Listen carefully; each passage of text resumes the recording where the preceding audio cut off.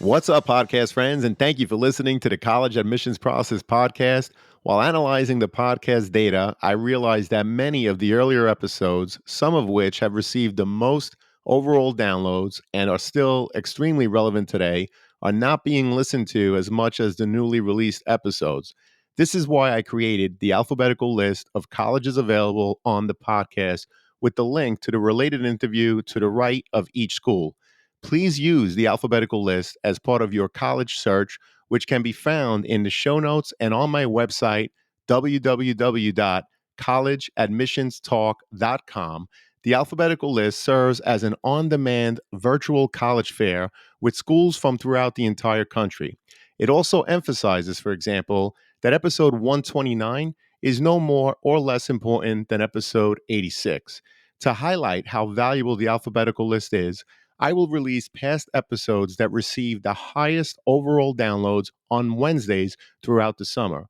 Please share the alphabetical list with anyone you think may benefit, as it has proven to be such a valuable tool for so many listeners. For today's episode, you will hear from Lisa Prescott, who is the Director of Admissions at the University of California, Santa Barbara, and how she and her team navigate the admissions process while receiving over 111,000 incoming freshman applications and over 17,000 applications from transfer students. Lisa also spoke about how grades from ninth grade are collected but are not used in their calculation to determine a student's overall GPA. She also gave insight into the PIQs, or personal insight questions, which are used throughout the University of California system, and so much more. So, are you ready? Let's talk about it. Welcome to the CAP, the College Admissions Process podcast. I am your host, John Durante, and it gives me great pleasure to introduce to you today Lisa Prescott, who's the Director of Admissions at the University of California, Santa Barbara. Lisa, thank you so much for being here today. How are you? I'm great. It's a little hot out here today, but otherwise, I'm great. Well, it's an honor and pleasure to have you, and I'm really looking forward to this conversation, Lisa. So, why don't we get right to it and ask about yourself?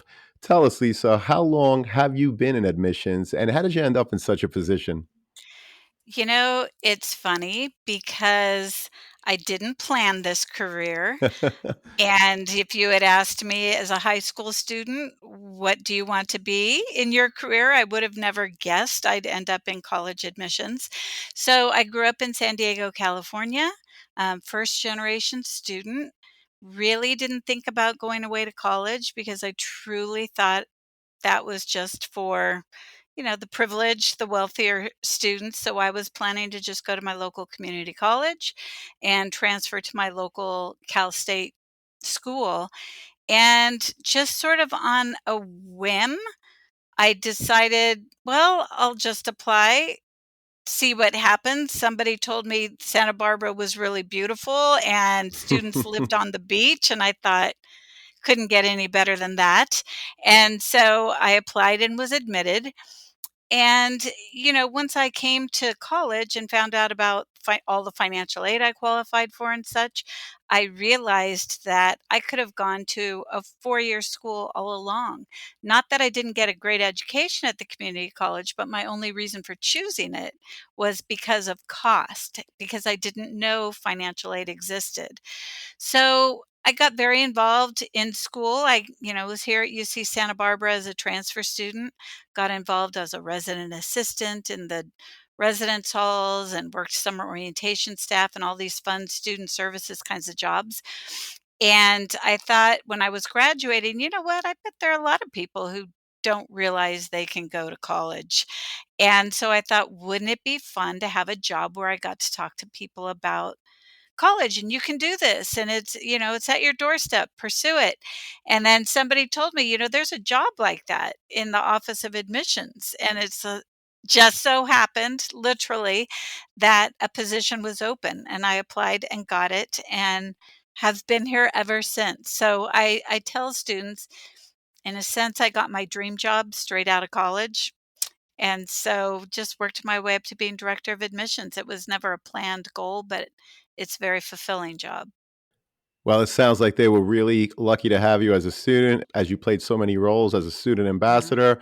And I know that they're also very lucky to have you as their director of admissions. So, aside from the obvious, Lisa, the location, the climate, being next to Yeah. some of the most amazing beaches in the world, what is it? What is it about the University of California at Santa Barbara that makes it so appealing for so many students to want to apply Yeah. and ultimately attend? Thank you for asking that because, you're right. We're more than just a beautiful college on the beach.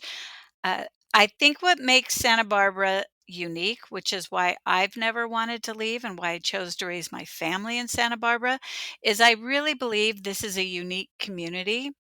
It's a small town. California beach towns tend to be a little more informal, both in approaching people and being super friendly and outgoing. The dress is very casual. People are more into developing friendships and developing those kinds of bonds, less into the superficial. And that carries over into the university. So it really is one of those towns where you're a student and you run to Target to pick up some shampoo and you'll run into one of your professors. Or you'll go to a restaurant and you'll run into one of your professors. And there's not a big division. We're all part of this amazing community. So you don't feel that traditional barrier that I think sometimes people feel, student to professor or staff member to professor to student. We all love being in the community. The other thing that is very unique, and it goes back to how Santa Barbara was developed, is when the campus was developed, it was decided that departments should be very, very collaborative. So you'll see much more crossover here. For instance, a physicist working with a biologist, or a computer science professor working with a music professor. So we pride ourselves in that type of interdisciplinary collaboration. It's hard to explain and describe, and interdisciplinary doesn't sound necessarily that exciting. But what it does mean is you're not going to be siloed in your department. And I think that makes us very unique. And then lastly, only about 3% of our students are from Santa Barbara. Wow. So the reality is everyone is from somewhere else. And that means students just tend to be a little bit more outgoing about forming friendships. It's not cliquish. You're going to get to meet people from other places, both state, national, globally. So it is a pretty unique little place. Well, we appreciate that overview, and I did not know that only 3% of the students are, in fact, from Santa Barbara. I love how you Mhm. describe the community, interdisciplinary opportunities. And by the way, I read a statistic that well over 90%, the vast majority of your students actually return, which is a testament, Lisa, to the great work that Right. you do in admissions, and of course, the great work that the university does to keep students on campus and happy.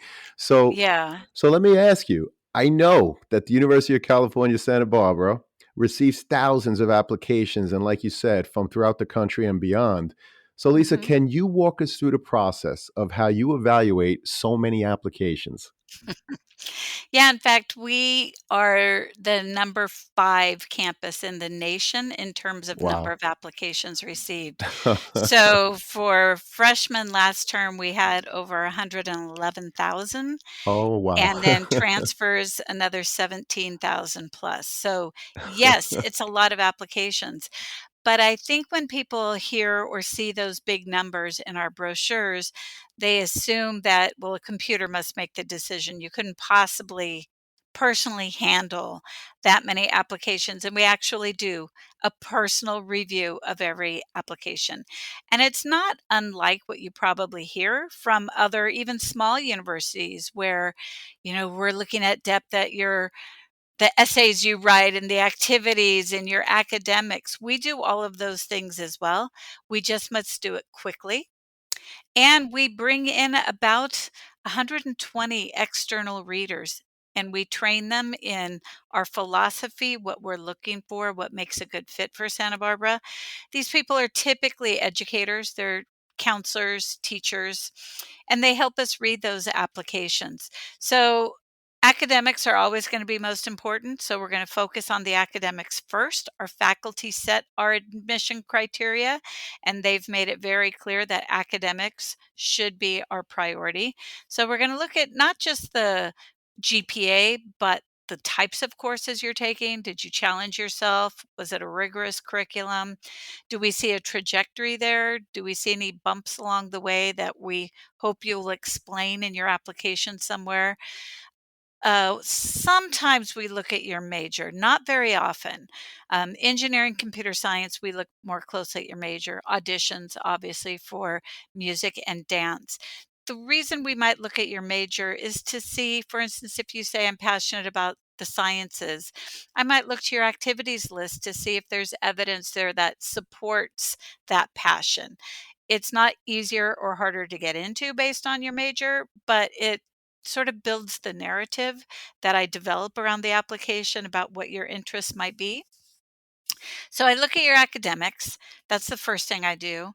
And then I am going to look at your extracurricular list. And extracurricular for us means anything positive that you're doing outside of the classroom. So it might be a club, it might be, church or your synagogue, it might be family obligations, it might be a part-time job. Basically, what do you do with your time outside of class? And then I'm going to read the personal insight questions, which we'll cover a little bit more in depth in a few minutes, I'm sure. But what are you telling us about yourself? University of California does not use letters of recommendation. As you can imagine, with 111,000, we couldn't possibly manage all of that paper. So what we're basically asking you to do when you fill out your application, you're essentially writing your own recommendations.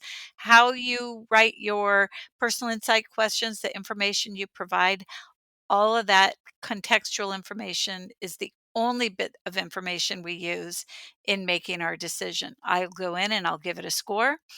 Then a second person picks it up and they do the same thing. And if there's too much variance between what I scored and the other person scored, it goes to yet a third person.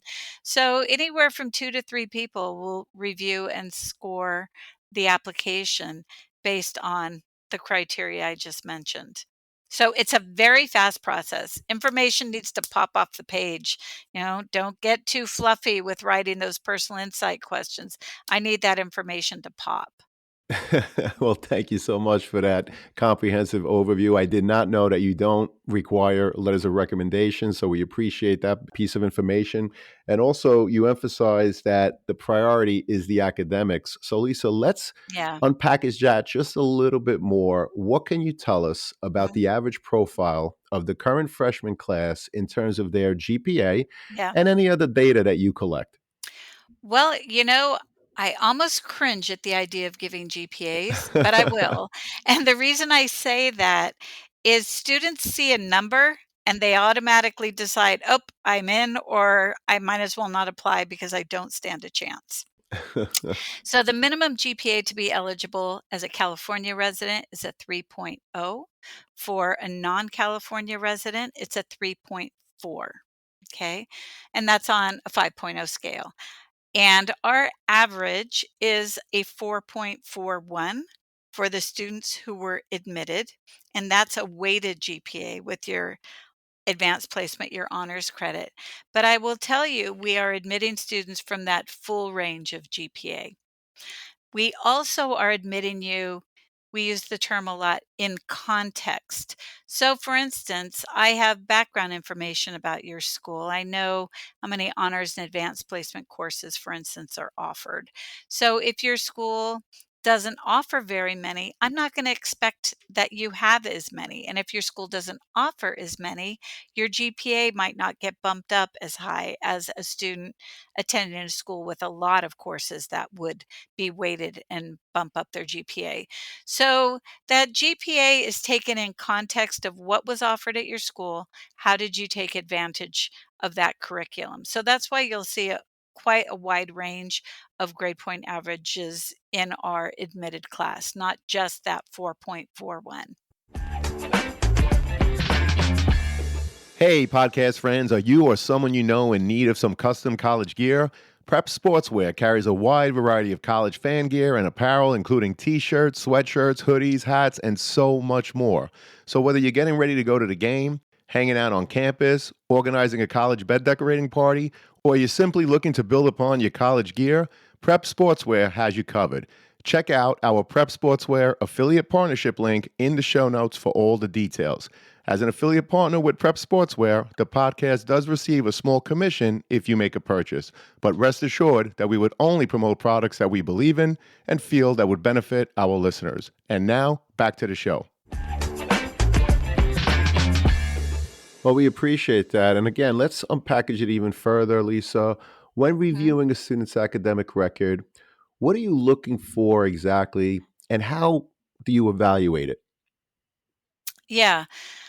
First thing I do is pull up information about the school so I get a sense of, how big is the senior class? Is it a college prep school with a rigorous curriculum available to you, or is it maybe a small rural school that maybe has limited course offerings? So, first, I'm going to try to get a sense of what was available to you. And then I'm going to look at, what did you choose? What classes did you choose?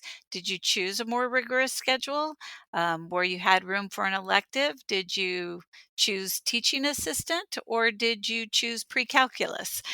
So I'm hoping that you challenged yourself. And again, I might look at your major just to get a sense of what kinds of things you're interested in, but it's perfectly fine to be undeclared too. So I might see in an undeclared student a student who takes a variety of electives because they're trying to discover what their academic journey is going to be. Another student might talk about, I'm passionate about computer science and all their activities are programming and, learning computer languages. And so in that student, I might look to see, did they take an adequate level of math courses to do well when they get to the university? So that's the way I use major when I'm looking at the academics. And again, I mentioned earlier, if there's a bump along the way, maybe the student has done particularly well, but then one semester I see some struggles, maybe it's with just one class. Typically, I will look to the personal insight questions, or there's an academic section of the UC application where students can explain academic background. And I'm hoping that I see an explanation for what happened. It might be a perfectly reasonable explanation that I say, okay, that makes sense. They had major surgery and missed 2 weeks of school, or, they had some kind of a family situation that I should be aware of. So it's really incumbent on the student to describe their academic journey so that I understand and get a sense of, why did they choose the curriculum, especially at a school that offers multiple. Maybe your school offers international baccalaureate and a traditional curriculum, and you chose international baccalaureate. Tell me why you chose that. Give me some insight into what your goals were when you chose to go that route. Well, those are great pieces of advice and insight. I particularly appreciate how you talked about if there's a dip or a bump in the record, students, it's very important that you take the time to explain why. Like Lisa said, Right. there might be a reasonable explanation. Perhaps you had a surgery, perhaps something happened in the family, and we're going to talk about the essay shortly, but you Hmm. have to indicate your why so that it'll help your overall application. So again, Yeah. Lisa, thank you so much for that. Yeah. And Lisa, what are the different ways a student may apply to UC Santa Barbara? And is there a benefit to applying one way over the other? Good question.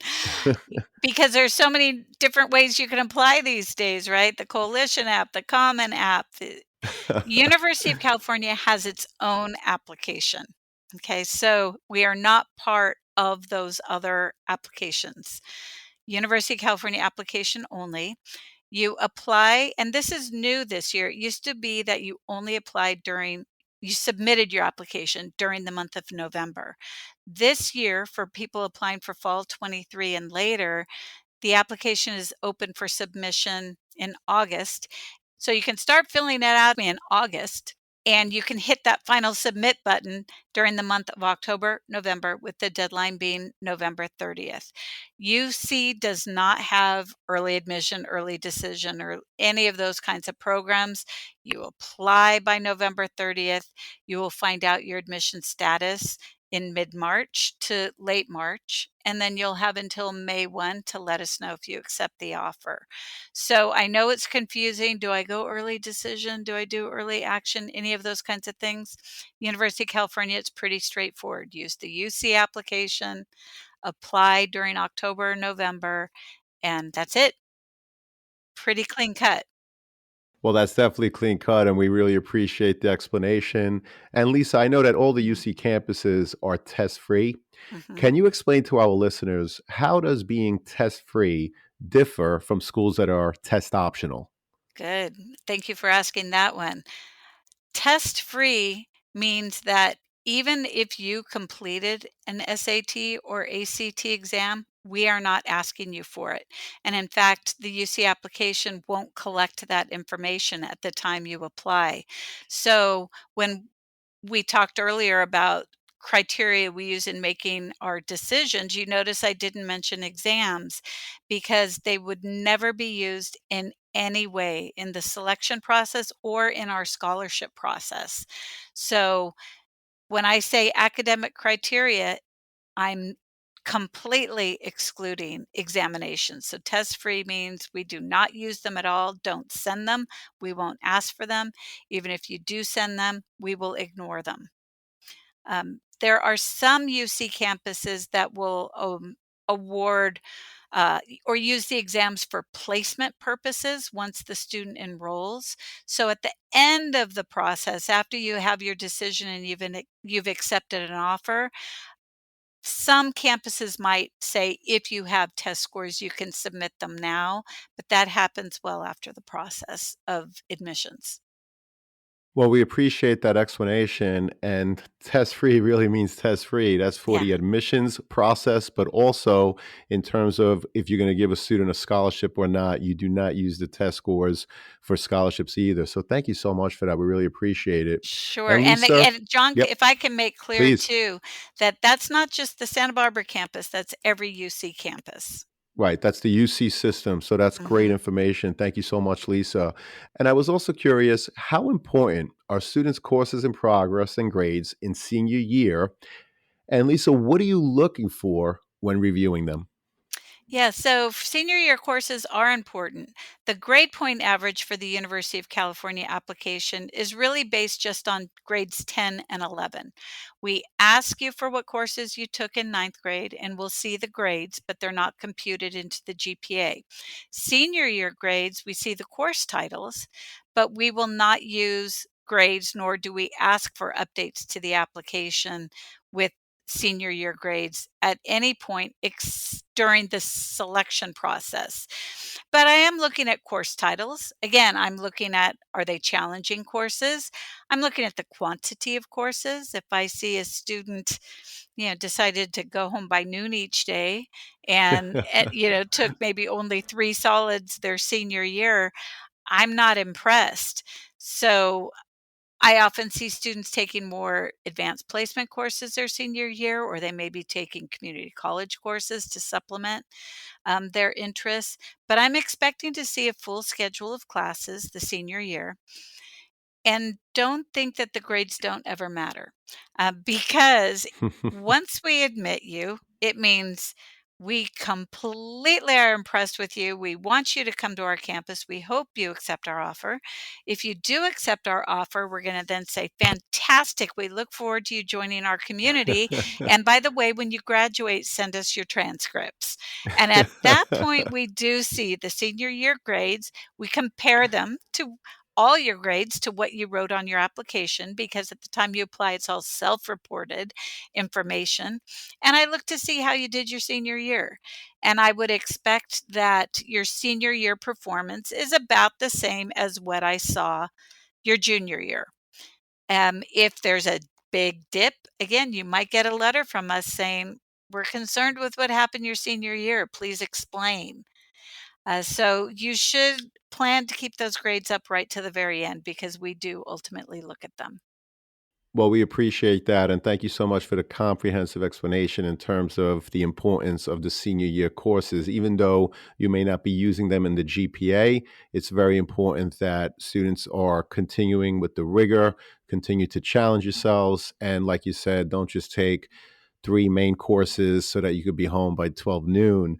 I also appreciate, Lisa, I also appreciate how you explained that the ninth grade courses are not taken into consideration, emphasizing how important grades 10 and 11 are also in your overall process. So thank you so much for that.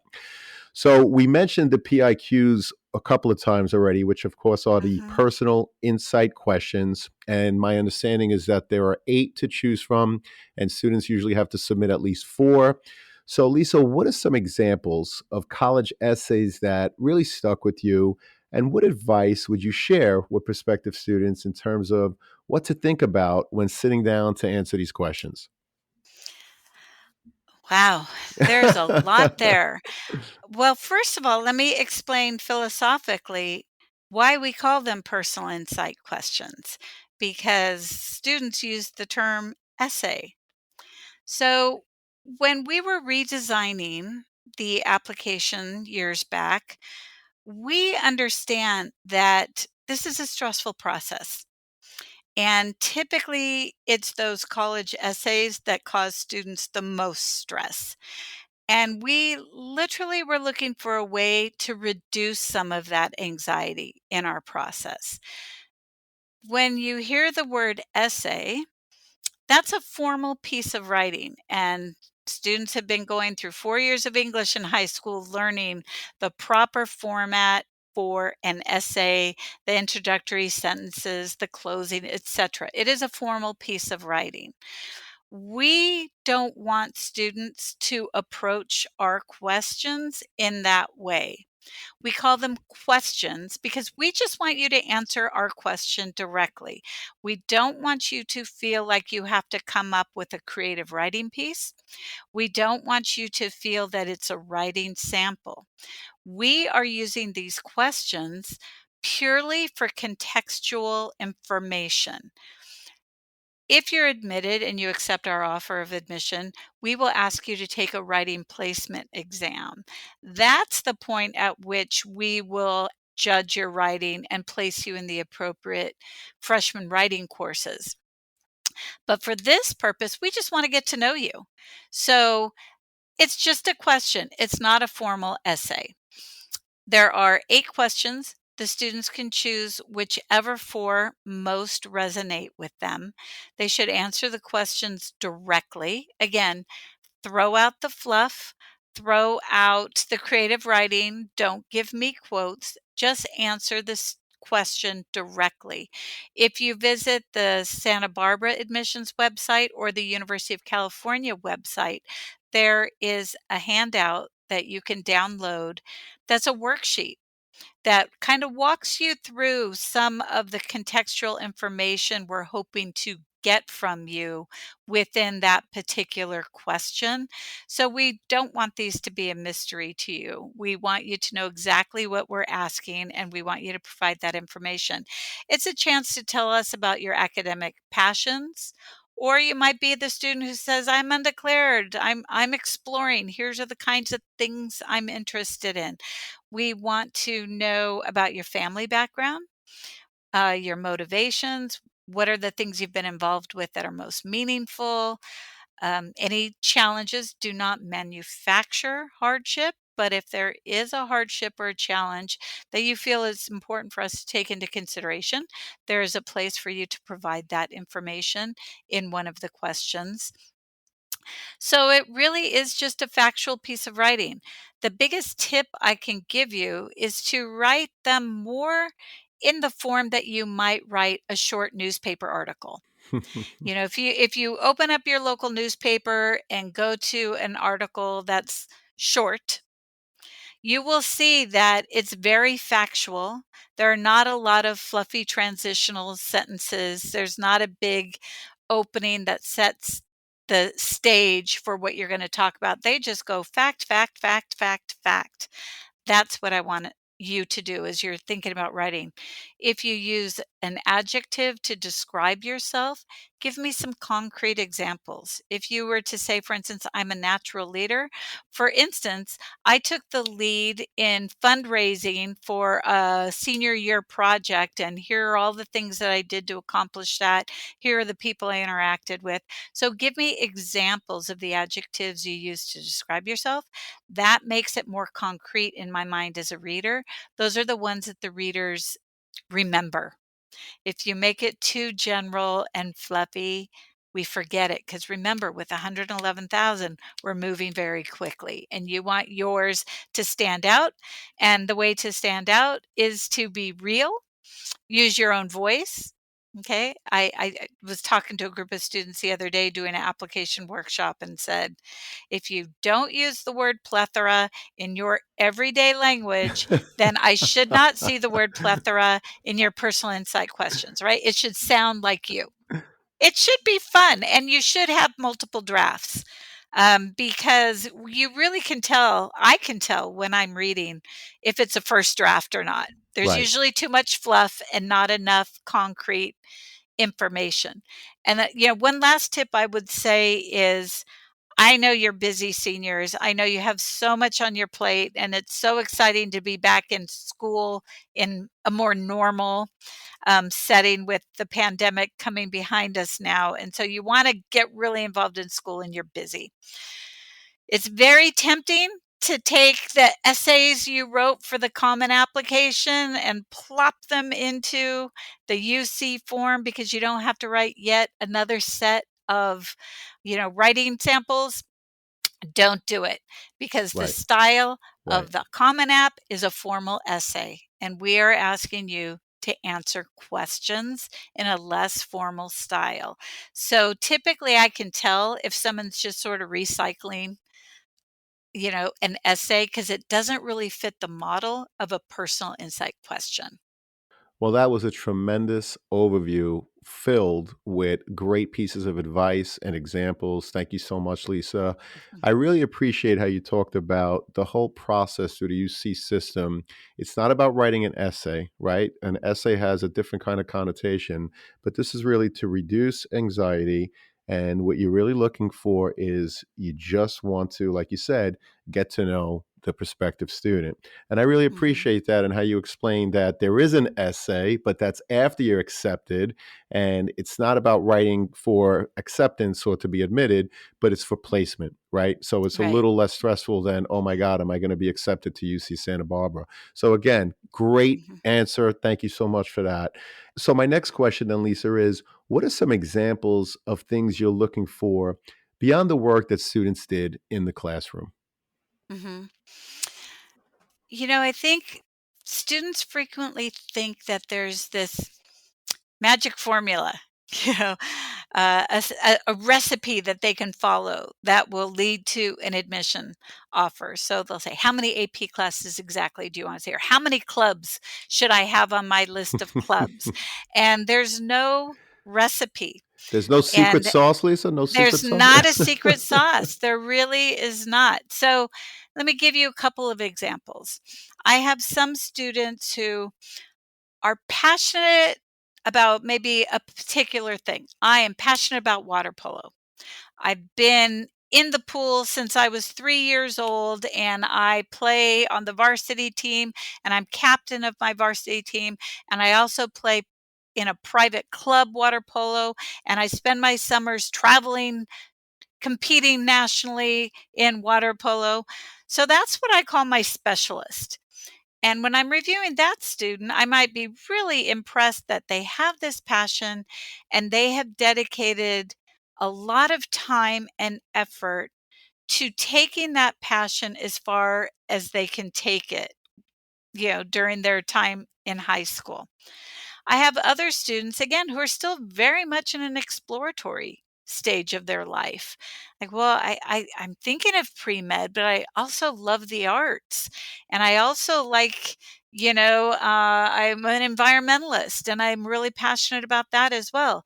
So for that student, their activity list might look completely different, because I'm not sure which of those 3 I like more, so I'm joining different clubs and doing different volunteer work across all of those areas so that I can explore, and by the time I get to college, have a better idea of what I might be interested in. It would be helpful for that student to then maybe in one of their personal insight questions explain, "I'm an exploring student, and this is why I have such a range of activities. These are the things that interest me, and I'm exploring them now." So that's why I say there's no magic recipe because some students know what they're interested in, some don't. Um, we are looking for students who are not just dabbling. You know, Right. I want to find that Right. student who's exploring. I don't want the student who's building a list so it'll look like, "Oh my gosh, I belong to 50 clubs." Really, if you're in 50 clubs, that means you occasionally go to a meeting here and there. It doesn't mean you've shown leadership in that club. It doesn't mean that you've brought creativity and new ideas to that club, or maybe a new perspective and way of thinking about things for the other members of that club. So, those are the kinds of activities that really stand out, where you feel like I have something to contribute. I'm going to show that I can take a leadership role. You don't have to be the president of the club. Maybe you choose to lead a project within that club. You also don't need to start your own club. Okay. I see so many students feeling like I need to start a club so I can say I started a club.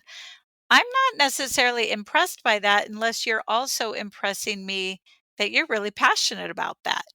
It's kind of obvious to the reader when it's, "Oh, I just formed this club." Well, will it have a legacy? Will it continue after you leave? Is it having an impact? Is it changing your school environment? Is it influencing the way your friends think? Those are the kinds of things I'm interested in knowing. And then I also said anything is extracurricular. Maybe you have a part-time job because your family needs help financially, or maybe you have a part-time job because you're passionate about a business career and you want experience in being an intern at a real estate office, and that's given you that kind of experience. Or maybe you are very active in a faith-based organization because that is close to your heart. So there's no right or wrong. I need you to explain to me why you're doing it and then give me details about it. So don't just say in the activities section, "I'm on the baseball team." Give me a little bit more. There's room for you to tell me leadership positions you've had within the team, different positions you've played on the team, what kind of a legacy you've built on that team. So use that extracurricular section to embellish some of the points that perhaps you made in your personal insight questions. Well, again, that's a great overview and tremendous pieces of advice. I love how you talked about there's no right or wrong, but be specific in terms of your why. Whatever it is that you're Yeah, doing, why are you doing it? And don't exactly. hesitate to explain it in detail. And I also appreciate how you explained that having a part time job is something really important. Perhaps you have to help the family. Perhaps, like you said, you want to go into business. And so this is your first real experience in the business world. And if you're working full time or after school every day, maybe that's the reason why you're not in 10, 20, 30 clubs. And as you indicated, you really shouldn't be in that many clubs anyway, students. It's really quality over quantity. So, Lisa, Absolutely. great answer. Thank you so much. This has been terrific. Mhm. Let me ask you, can you explain what opportunities does UC Santa Barbara offer students that may have had an IEP in high school in terms of helping to ensure Mhm. that once they arrive on campus, they continue to be successful? There are so many resources. Every campus will have a disabled student services office for students who have a diagnosed learning disability or physical mobility, visual, hearing issues. We have people who can assist you with, for instance, note taking or arranging extended time on an exam if that's what is called for to support you academically. So there are specific services for that. But also, the biggest tip to get you started in college is guess what? The most successful students are the ones who use the tutors. Okay, so whereas in high school, you may think tutoring is to help catch you up. In college, tutoring is about getting the extra edge. And so we have services on campus. It's called CLASS, Campus Learning Assistance, where you can maybe you have a term paper due for your history class. You can sit down with a writing tutor who can help you sort of draft out your outline, and then we'll help review what you've written so far, give you feedback, point you in the right direction to research resources for you. That's a great service. We have drop in math tutoring always available. We have study centers. So maybe you find that you're used to taking short answer exams and you're finding a lot of your classes at the university are essay exams. So you can do tutorials on how to take an essay versus a multiple choice versus a short answer exam. So we have two different learning centers on campus for just study skills, time management, how to organize yourself, study tips, things like this. So you can get extra help for a specific subject or just organizational study skill tips. University studying is very, very different than high school studying. You're going to find at university much more critical thinking is going to be required. So, as opposed to an exam, perhaps just asking you for a definition of something, it might be more along the lines of here are two popular theories of sociology. Compare, contrast, which one do you support? Asking you to critically analyze. And that's not something a lot of students have experience with. And there's a certain style of learning. You're going to read your textbooks differently if you're asked to analyze versus to remember definitions. So s- there is a lot of support for that, knowing that students don't necessarily have all of those skills coming out of high school. And that's part of the reason universities have general education courses. And we usually advise students don't jump right into your major. Don't try to take four classes in your major your first quarter here, because learn this new analytical style of learning, teaching, writing, exams before you jump into that heavier coursework within your major. But tons of support here for you. Well, I really appreciate how you talk about this analytical style of studying and how it's not necessarily the norm for all students in high school. And Mm. so, as part of the transition to college, it is important to go to the study centers, seek the help early and often to help you be successful once on campus. So, again, we really appreciate that, Lisa. Thank you so much. And this has been a tremendous conversation. I always put in the show notes the Office of Admissions, in this case, obviously, UC Santa Barbara. Lisa, if there are any other resources that you want me to share with the students and parents, just please give them to me. And of course, I'll make them available to the students. And I mentioned this because unfortunately, this leads us to our last question, which is what are your top three pieces of advice that you would give to students and their parents getting ready for the college admissions process? Well, besides the fact that I want you to explore UC Santa Barbara, I would tell you, and this might sound funny coming from me because we brag about our rankings and we are an extremely well ranked university nationally.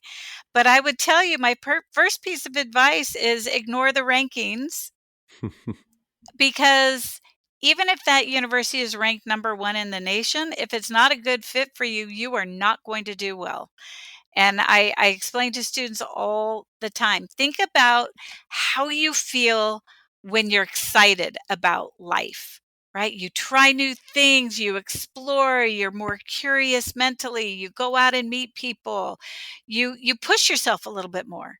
When you're depressed, you lay around on the couch because you're just not motivated, right? So going to a school that makes you happy is the world of difference in how you're going to do academically. So ignore the rankings, ignore the big name obsession that many students have, and instead focus on where am I going to study and blossom? What kind of environment do I find myself energized? Is it in a smaller place or is it in a big city? Is it a small campus where I get one on one time with my professor, or do I like the excitement of a big place? So, really spend some time doing some self-exploration about what environments do you get fired up. And guess what? It might be different than your best friend. So if your best friend is looking at college A, great for best friend, but college B might be better for you. So try to ignore that pressure to go with the big name, the big ranking. I'd also say go to the source. Admission counselors are here because we want to admit you. That's why I pursued this job, right? I will give you the honest answers, and so will every other college rep give you the honest answers. What I see on social media and chat rooms and such about college admissions is very frequently wrong. So go straight to the source for your information. And be aware that a lot of colleges could care less about demonstrated interest. This is my new pet peeve because students will write to us and they'll say, well, I did a little research on your professor so and so, and I would like to learn more about Professor so and so's research. And could you share more information with me? And I think they're just doing that sometimes to show that they're interested and thinking that that might make their chances for admission better. Public universities are not using demonstrated interest. So come take a campus tour so you can decide if it's the right fit for you. And I'm not going to give you extra weight in the admission decision or not, whether you take a tour. I just want you to learn about my campus. So use our websites, use our information sources that we provide. Beware of external. This podcast is obviously legit. But you know what? Information on social media often isn't. So be careful where you're gathering your information. Well, Lisa, this has been a tremendous conversation, and those are great pieces of advice. I love them all, particularly when you said ignore the rankings and you mentioned ignore where your friends are going, because the number one school in the country, whatever that means, by the way, might Yeah. not be the right fit for you. But taking the time to know, do you want to be an airplane ride away from home? Do you want to be a car ride from home? How long is right for you? Do you want a big school, a small school? Do you want an urban, suburban, rural environment? All of these things are so important, and too many students don't take the time to really reflect and think about what's the right fit for themselves. They look at Mm-hmm. friends, they look at rankings. So I appreciate you emphasizing that so much. This Mm-hmm. has been awesome. I am so happy because I know it's going to help so many students and their parents. Lisa, thank you so much for your time, your expertise. We really appreciate it. And I hope to have you again soon. Thanks. You're very welcome. Thank you so much. Take care. Okay.